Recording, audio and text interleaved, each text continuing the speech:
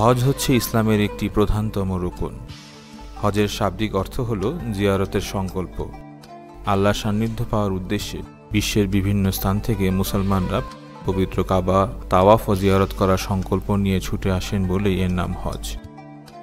কিছু নির্দিষ্ট শর্ত ও সামর্থ্য থাকা সাপেক্ষে প্রত্যেক মুসলমানের উপর জিলহজ মাসের প্রথম দশকে মক্কা শরীফে অবস্থিত মসজিদুল হারামে, আরাফাতের ময়দানে, মুজদালিফা ও মিনায় হাজির হয়ে কিছু আনুষ্ঠানিক ইবাদত বন্দেগী পালন করতে হয় এবং এর নামই হজ, যা ইসলামের পালনীয় ফরজ ইবাদতগুলোর অন্যতম প্রধান আমল।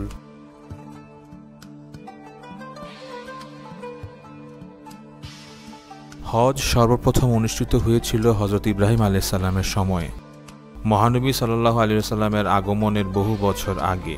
তখন থেকেই হজ ও ওমরার বিভিন্ন আনুষ্ঠানিকতা, যেমন ইহরাম পরিধান, সাফা ও মারওয়ার মাঝখানে দৌড়ানো, আরাফার ময়দানে উপস্থিত হওয়া, কাবা ঘরের চারদিকে প্রদক্ষিণ করা বা তাওয়াফ, কাবা ঘরের দেয়ালে স্থাপিত কালো পাথর হাজরে আসওয়াদে চুমু দেয়া প্রভৃতির প্রচলন ছিল।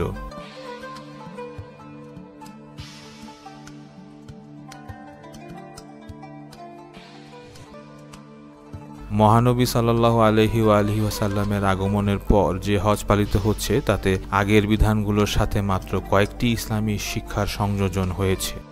মুসলমানরা মক্কা বিজয়ের পর এবং কুরাইশদের স্থাপিত ও পূজ্য মূর্তিগুলো অপসারণের পর সাফা ও মারওয়ার মাঝখানে সাই করা বা দৌড়ানো অপছন্দ করত, কেননা এই দুই পাহাড়ের উপর ইসলাম পূর্ব যুগে দুটি পাথরের মূর্তি স্থাপিত ছিল এবং ওই যুগের হজ ও বাইতুল্লাহ জিয়ারতকারীরা ওই দুটি মূর্তির সান্নিধ্য অর্জন ও সেগুলোকে চুম্বন করার জন্য সাফা ও মারওয়ার মাঝখানে সাই করত।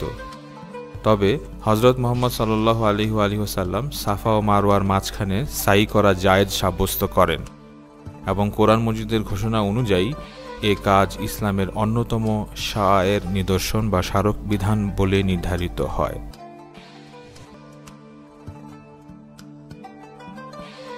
ইসলাম পূর্ব জাহেলি যুগে আরবরা কাবাঘর তাওয়াফের সময় লাব্বাইকা ইয়া লাত, লাব্বাইকা ইয়া উজ্জা ও লাব্বাইকা ইয়া মানাত বলত। লাত, মানাত ও উজ্জা ছিল জাহেলি যুগে আরবদের পূজ্য প্রতিমা। প্রত্যেক গোত্র তাদের নিজস্ব পূজ্য প্রতিমাগুলোকে হজের সময় আহ্বান করত।